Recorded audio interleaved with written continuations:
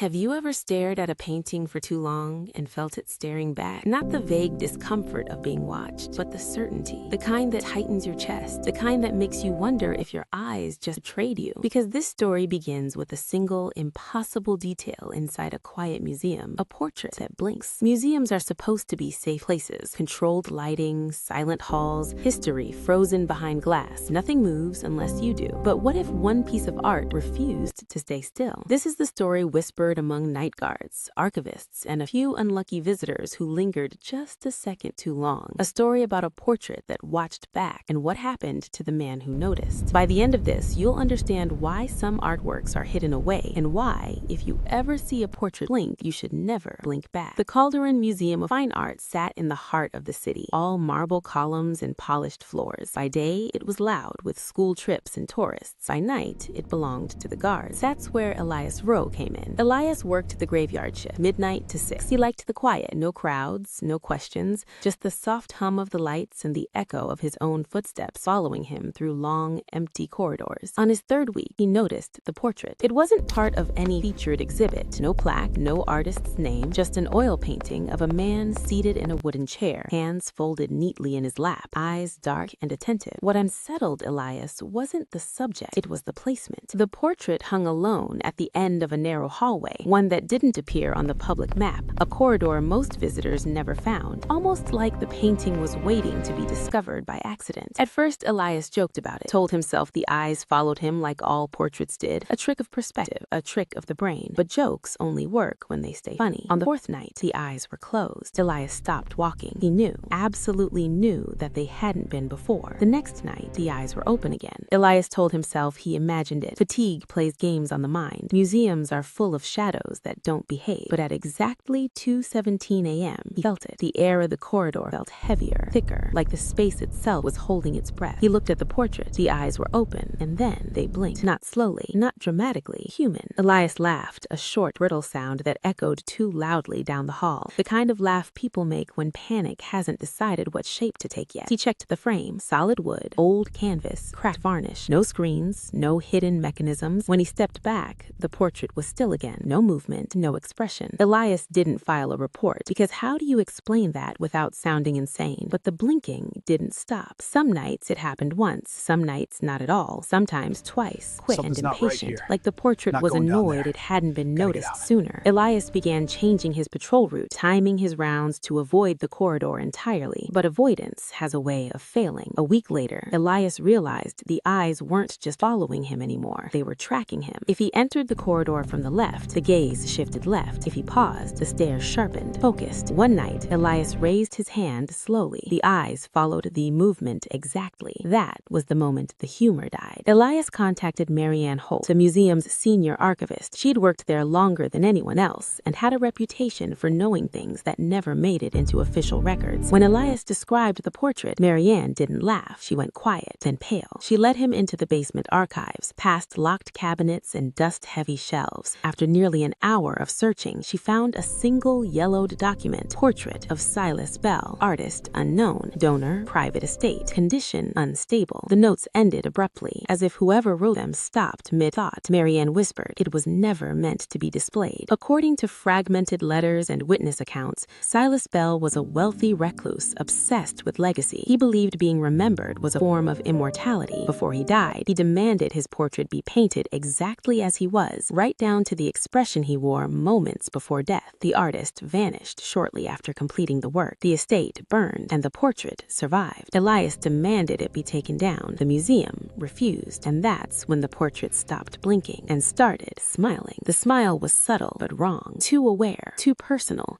like it recognized Elias specifically. Elias stopped sleeping properly. When he did sleep, he dreamed of canvas stretching, of fingers pressing outward from inside the paint. On his final shift, the corridor lights flickered. The portrait's head was tilted. It hadn't been before. Elias radioed for help. Only static answered. Then, softly, from behind the glass, a voice. Not loud, not threatening, just close. Don't leave. Security footage later showed Elias standing motionless front of the painting for 7 minutes. No movement, no struggle. Then he stepped forward. The cameras cut out. Elias was found at dawn, unconscious, seated beneath the portrait. His eyes were wide open, unblinking. The painting had changed. Behind Silas Bell, in the dark background stood a second figure, standing, watching. Officially, the portrait is now in storage. Unofficially, former employees say it was transferred, sold, donated quietly to a private collector. Art with a reputation tends to attract the right kind of buyer. Visitors to certain galleries still report the same feeling, that tightening in the chest, that sense of being noticed. Some swear they've seen a portrait blink. Others say it feels like the eyes are waiting for recognition, because maybe Silas Bell learned something before he died. As long as someone is looking at you, you're not really gone. Tonight, we walked through silent halls and into a painting that refused to stay paint and canvas, a man who wanted immortality, a guard who looked too long, and a question that lingers. If something in a museum blinks at you, is it alive or just lonely? If you want more stories that follow you into the dark,